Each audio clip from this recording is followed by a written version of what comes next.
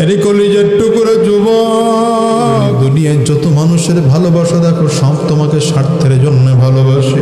ভাই ভাইকে স্বার্থের জন্য ভালোবাসে, নেতা জনগণকে স্বার্থের জন্য ভালোবাসে, স্বামী তার স্ত্রীকে, স্ত্রী তার স্বামীকে স্বার্থের জন্য ভালোবাসে।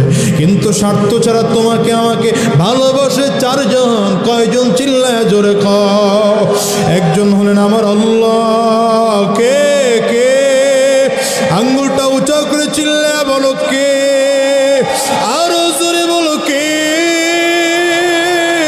আওয়াজ দিয়ে চোখের পানিটা ফালাইয়া জোরে ডাক দিয়া বলো আল্লাহ।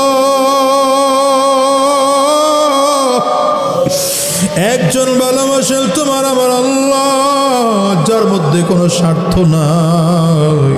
দ্বিতীয় নম্বরে ভালোবাসেন আমার নবী। বুকের মধ্যে হাতটা লাগায় বলো আমার নবী।